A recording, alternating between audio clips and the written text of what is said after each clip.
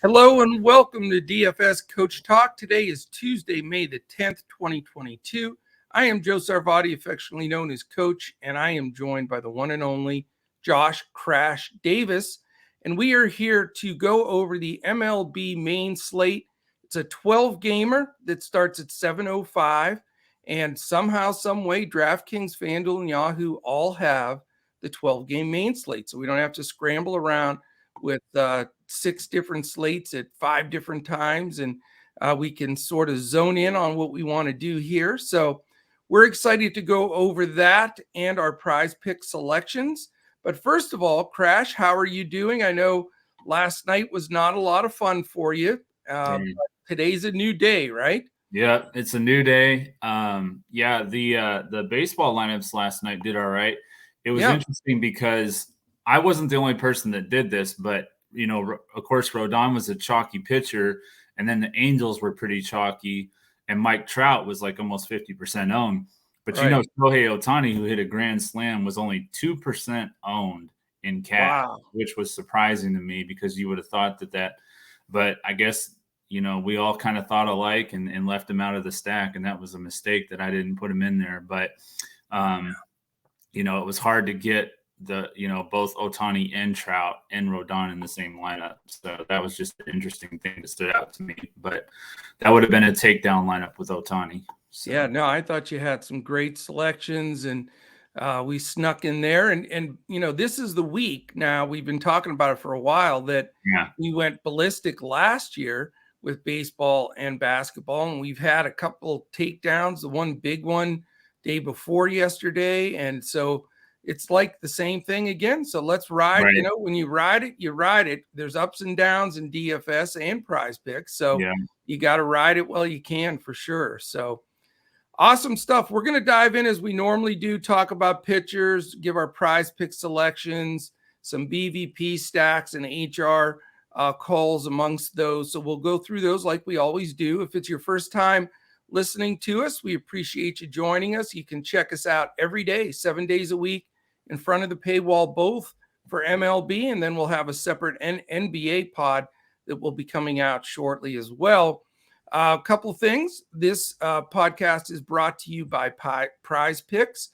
Go to prizepicks.com. If it's your first deposit, they will match you dollar for dollar all the way up to $100 just by using the promo code CoachTalk, all one word. Also, if you're watching on YouTube right now, it's super important to us. Our views have been going great, but take an extra second to hit that thumbs up. We really appreciate that. That helps us move up the algorithm on YouTube. And while you're at it, hit the subscribe button and the little alarm up in the corner. So that'll tell you anytime any of our podcasts post. And we have baseball and basketball posting today, basketball, baseball, and golf posting tomorrow. So great time to get involved with us here at Coach Talk. If you want to get involved, dfscoachtalk.com. You can sign up right there for as little as a 3-day pass for $10. All right, here we go. Diving in head first. Today, Tuesday, May 10th, main slate, 7:05, 12 games. The great news is no weather concerns whatsoever, so we shouldn't have any delays and cancellations, so we can go after it. So let's start out as we normally do with our main pitcher on the card, the must-have, the pay-up guy that we're going to go to. There's actually several options up top for pitchers today. One of them, of course, is Verlander. He's 10-8 on FanDuel, 10-4 on DraftKings. 4 of the Twins' top bats have had double-digit at-bats against him, and none of them have hit above 182. Wow. So they've had some pretty low averages against him. He's been, he's pitching well, but he's not getting those big double-digit strikeout games that we usually see for him. So that is one concern for me, paying up at almost $11K for him. And the Twins have been about average. They're 17th at strikeout rate. And, Kershaw had that big game against the Twins earlier this year with 13 strikeouts. So maybe Verlander has a big strikeout game. But I'm kind of thinking that it'll be another below double-digit strikeout game. So if you wanted to go away from Verlander, I do like Kyle Wright. He's somebody we've used quite a bit. He's 10.9 on FanDuel, so he's actually $100 more than Verlander. He's 10,000 on DraftKings, so he is cheaper over there. But he's going up against Boston, that they've scored the third fewest runs per game. And, he was really good in his first 4 starts. He had a little bit of a struggle last week when he allowed 9 hits, but he did only allow 3 runs. So he was able to keep the damage down against the Mets. So I do like Kyle Wright against Boston. So it's between him and Verlander for me for the top pitcher. Okay. And, I like both of those guys. How can you not like Verlander? I mean, and it's against a team that he should be able to strike out a lot of guys. But I'm with you on the concern of, I have 2 concerns a little bit. I mean, I'm not saying to fade Verlander. He's certainly not my fade pitcher. Neither is Kyle Wright. Right. I mean, I've played him. He's really cashed for me this year. But I'm going to go away from both of those. Verlander still giving up some home run balls. That's for sure. And his strikeout total hasn't blown me away. And he's so expensive. So is Kyle Wright, really expensive. And, they got to him a little bit the last game. So, you really, if I'm going to spend that kind of money on a pitcher, then you generally have to dig down, for a second, the SP2, and it creates a little bit of stress. So I'm going to just give you both now, but I'm going to do both of my pitchers and call it my main pay up pitcher and my value pitcher. But you have to combine them to get that result, is what I'm trying to say. I got you. And I'm going with 2 guys that are veterans that I think are going to be in a good spot here. One of them's Aaron Nola. Yeah. Aaron Nola is only 8,900 on DraftKings, 97 on FanDuel, and 46 on Yahoo. He's been very solid. This lineup that he's faced has a combined total, if it's the one that we're projecting, of just 7 hits, only 2 extra base hits. That's for the whole squad against him. I think Nola has a tendency, if it's not Coors or something, to pitch better at times away from Philly. And I think this sits, price-wise, sits very well. And it allows me to go to the other guy that I like. And it's another veteran that I don't think will be high owned. A lot of people have given up on him, but it's Corey Kluber with Tampa. Tampa Bay has a way of taking guys that are dinged up or injured or trying comebacks. They just reformulate pitchers. I've talked to a good friend of mine, used to be close friends. They played baseball together with the pitching coach for Tampa. And he used to tell me all the time, what they do, the secret to their success is they take up, it's the mailman. So I'm going to close the door real quick. All right.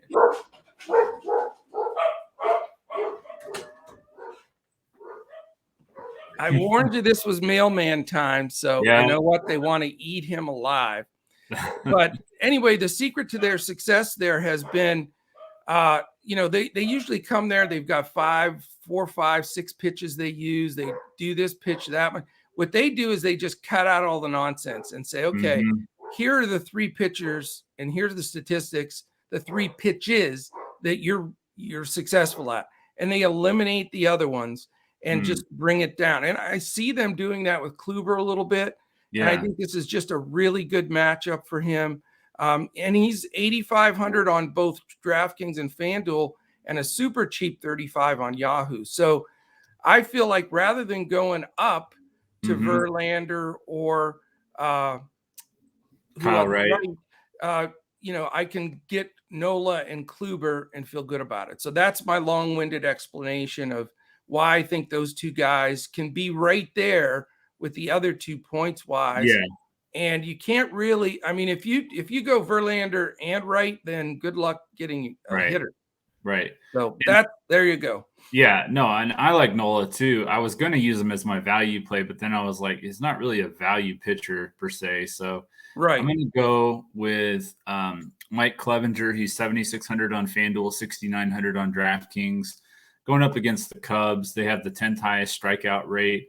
In his last start against the Padres, he pitched 4 2/3 innings coming back from an injury, but he did throw 95 pitches in that game, so he wasn't limited. I like the value here for him a little bit at 6,900 on DK especially. He's shown us in the past that he can rack up strikeouts, and against the Cubs, I think it's a favorable matchup. The other value play that I like is Luis Severino, 7,700 on FanDuel, 7,900 on DraftKings. He had his best start this year so far against the Blue Jays earlier last April, and he had 5 shutout innings with 6 strikeouts. So I think Severino is in a decent matchup, even though it's the Blue Jays. He's pitched all right this year, so I like him for value as well. Nice. Definitely a lot of selections for everybody. I mean, we do have 24 teams on that main slate. Right. My fade pitcher is Alex Wood. He's pitched not very well against Colorado. And again, it's not always in Colorado. These stats are mixed between the two. But he's given up 27 hits to that starting team that we're expecting. So they smack him around pretty good. And I think, he's, with his price and everything, I think he's going to grab some ownership. And I just don't trust him in this game, especially the way this team seems to gang up and hit him. I like that. My fade pitcher is going to be Lucas Giolito. He's 10-3 on FanDuel, 9,700 on DraftKings, going up against Cleveland, who scored the second most runs per game. In their last 3 games, they've averaged 8 runs per game. And they also have the second lowest strikeout rate at only 19.8%. So that's a bad combination of, high runs per game and low strikeouts when you're paying 10-3 on FanDuel and 9,700 on DraftKings for that. So I love it. I mean, you give the best fade pitchers, man. You don't joke around. You go for the big dogs and say fade them. I love it. So, and I think he'll be pretty popular too.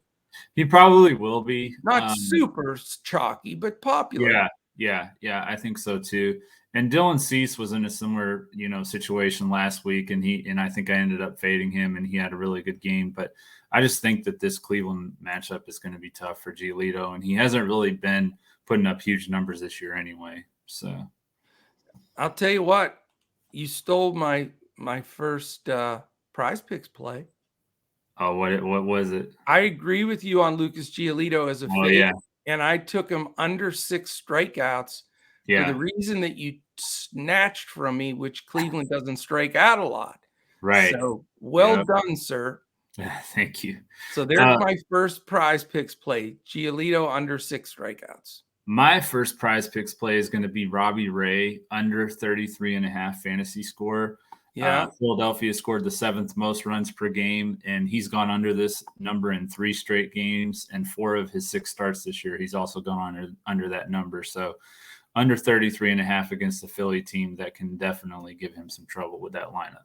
I absolutely love that play. In fact, I looked at it. I'm going to incorporate it in now for sure, because that's a play I really like just as much. I think it's a terrific play.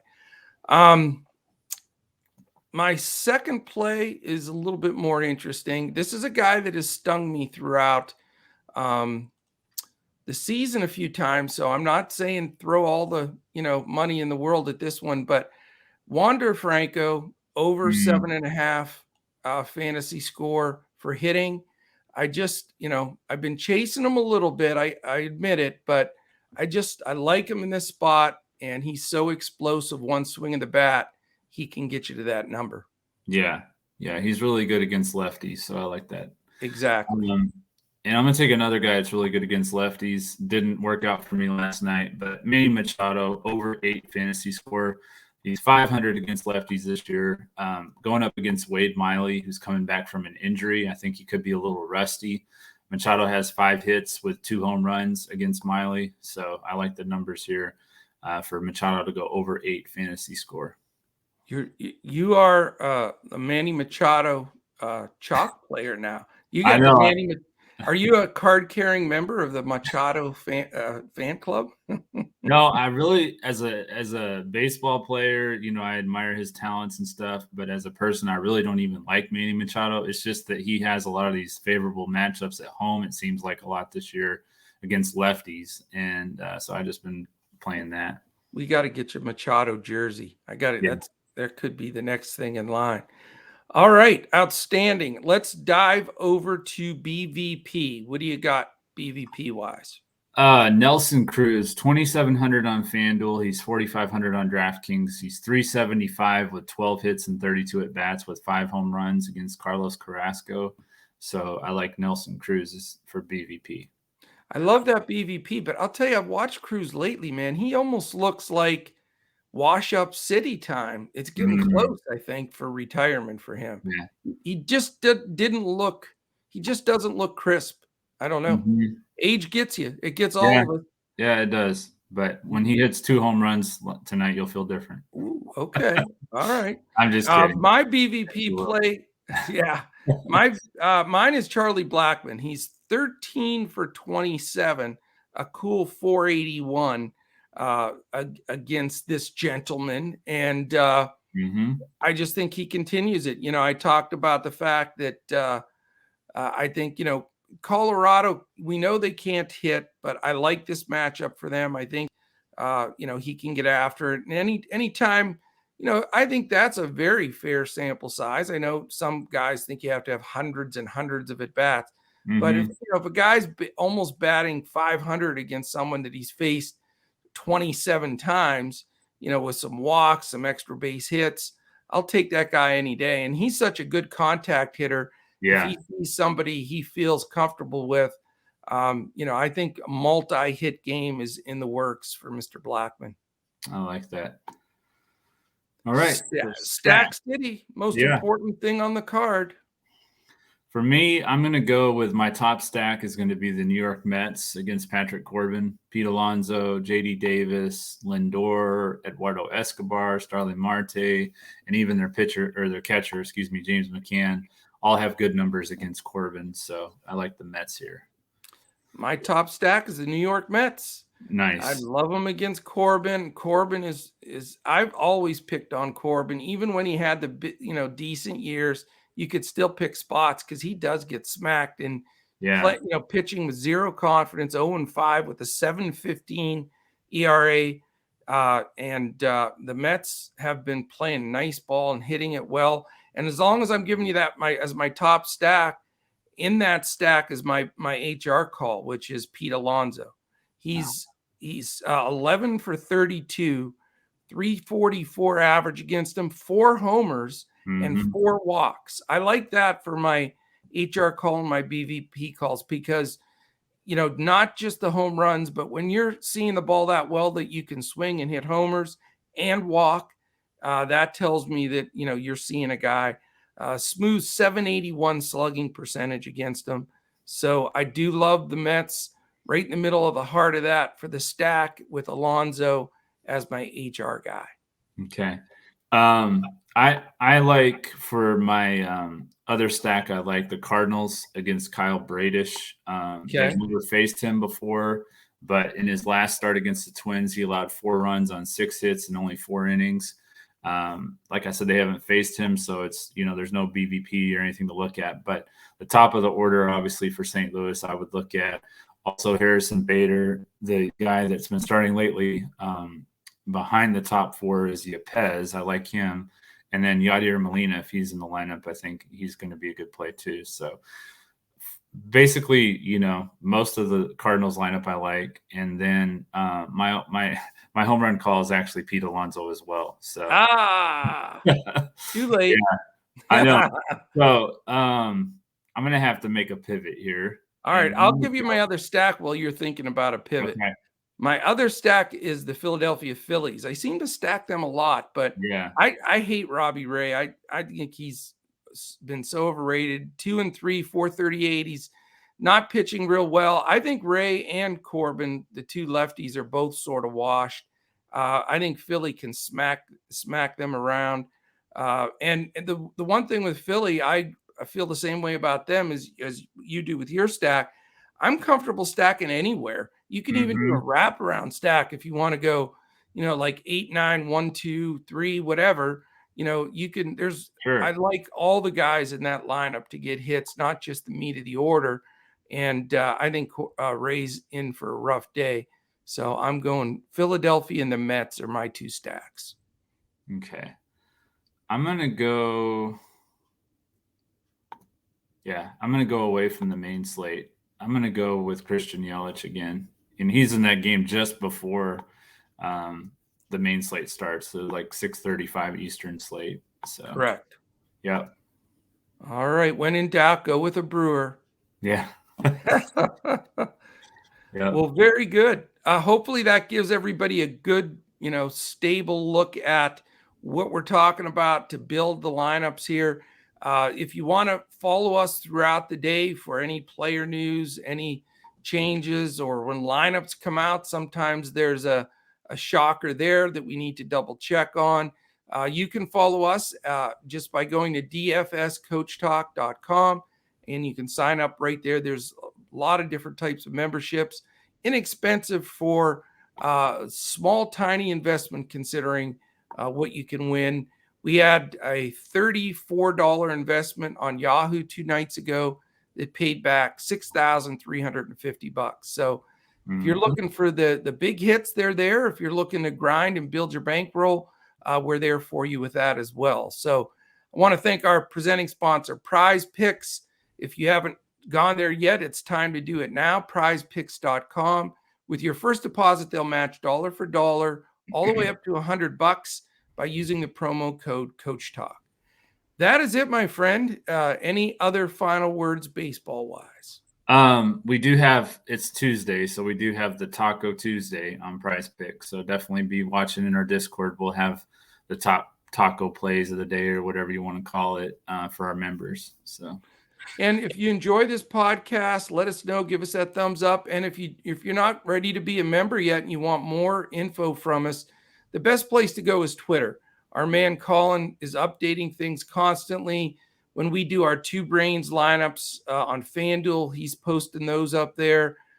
We're putting out our Twitter plays of the day on there.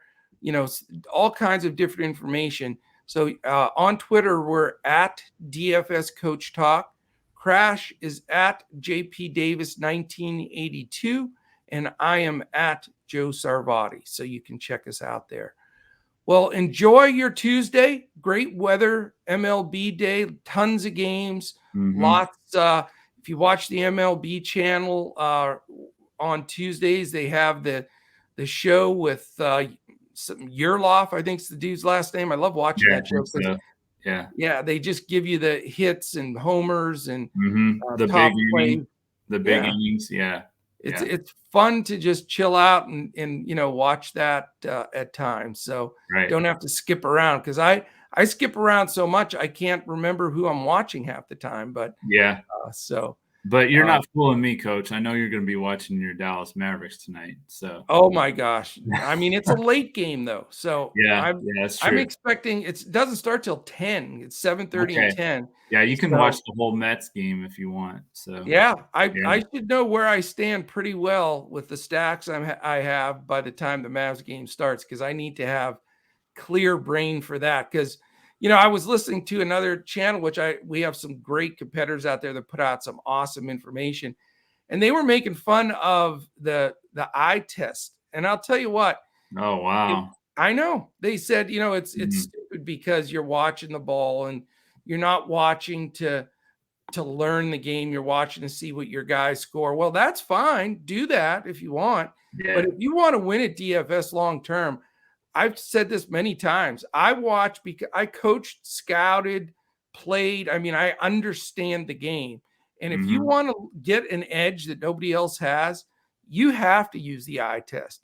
Yeah. And if you're watching, don't watch the ball. Watch the picks away from the ball. Watch how people are moving off the ball, where the help's coming from. Are they switching on the screen and roll?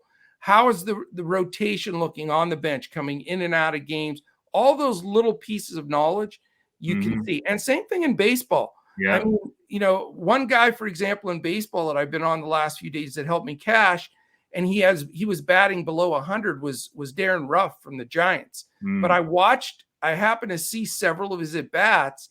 He was stinging line drives that guys were catching off their shoot strings or diving. And I mean, he got robbed out of so many hits. It was unbelievable. Then he hit one, the guy's back's up against the wall. So that's going to turn around. Now, if a guy's batting 100 and he's just barely getting a piece of it, then you don't play him. But when you see that he's barreling up the ball, then you go with it. So Anyway, I had to get on my soapbox because that got me interested. I think, unless you're playing 150 max and you're playing 25, 30 grand a night, and you don't have to worry, you're just going to cover every combination and have 7% of everybody, fine. But if you want to hand build strategic, put lineups in, get an ROI like we did the night before last, where you're investing $35 for 6,350, you better watch every movement on that floor and understand, what's going on and what are the pitchers looking like? Are they tiring? You can see all those things. Now, I'll admit for me, Crash, in basketball, I can see every single nuance. I mean, I have a trained eye for 35 years in basketball to do that. In baseball, I don't think it's as hard because you can see when a guy looks like his timing is horrible, or, the pitcher's just missing the corner, or, you could see all those things a lot easier. So anyway, I could go on all day about it, but I think that's a key factor. And, if you want more of that kind of insight, then DFS Coach Talk is a place for you. Yep, I totally agree. All right, man. Appreciate it. Have an absolutely fantastic Tuesday. We'll certainly be back again tomorrow when we look to crush it in MLB, Prize Picks, and DFS.